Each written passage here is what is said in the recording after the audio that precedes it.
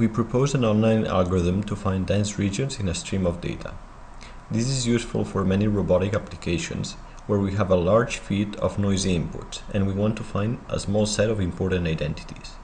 As we will show, this noise can come both from our sensors and from our data distribution. Given a radius r and a fraction f, a point is dense if a fraction f of the dataset is within r of that point. Conversely, it is sparse if it is not dense. We aim to give a set of outputs that are near dense points and are far from sparse points. In the image, we can see data coming from three Gaussians with probabilities 25%, 25%, and 10%, plus uniform random noise. Only points near the Gaussian centers are detected as dense. If we increase the frequency threshold, now only points in the two most popular groups are considered dense. Sometimes we do not know the radius of our groups, or different groups have different dimensions. Our algorithm can handle this, adjusting the proposed radius for each region. Notice the goal is not to cover all dense points with our centers.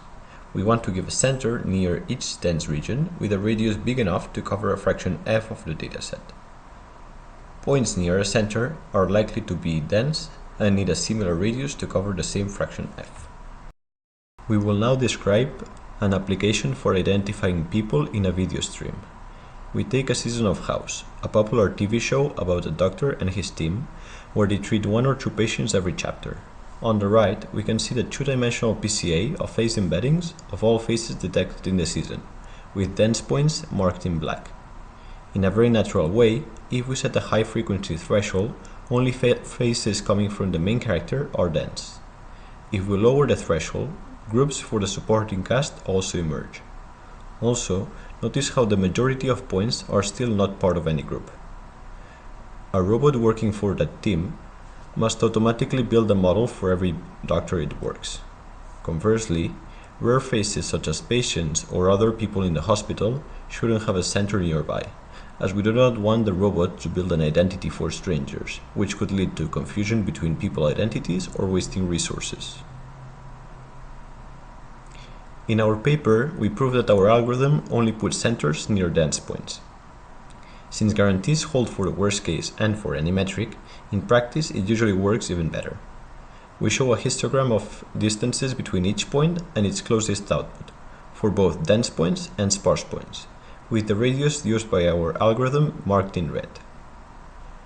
We can observe that the distance between most dense points and their closest centers is less than this radius, whereas the opposite happens for sparse points.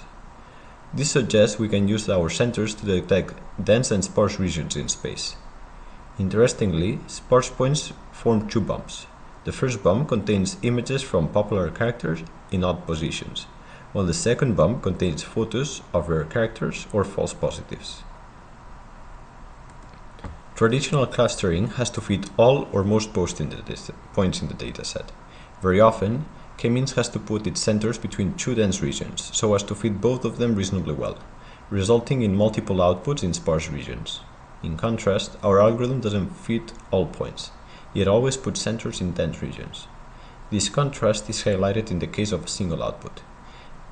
The nearest neighbor of the output given by K-means is a gray false positive. In contrast, our algorithm proposes an image of the main character. For many robotic applications, we care more about recent observations than about old ones. Our algorithm can also be time-scaled to accommodate that need.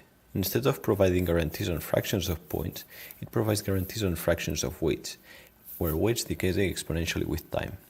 This decay can be adjusted by the user via a timescale. This video shows a stream of three dense clusters plus some noise with points widening as they become old.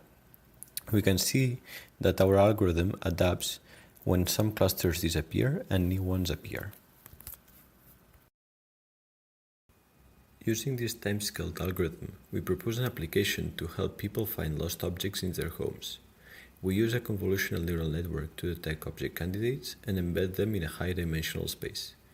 We conjecture objects are things that tend to stay in the same place and that embeddings of different pictures of the same object will be close together in feature space. Therefore, in the space of positions and features, objects will be dense regions. whereas false positives or things that move fast will be sparse. Moreover, still objects such as walls or floors will always be dense. In contrast, interesting objects stay in the same position until a human picks them and moves them to another location. Therefore, they will alternatively become sparse and dense as they change positions. Moreover, note that we do not need any training on those objects. Everything is completely unsupervised. We create an experiment of humans moving objects in a room with multiple cameras. When a detection becomes dense, we can use the time scale to know approximately when the object was placed in its current position. Then, we link the embedding of this new dense point to humans' presence at that moment. As a human interacts more with an object, we will capture a high correlation between changes in density for those features and presence of faces that look similar, thus assigning the object to the human.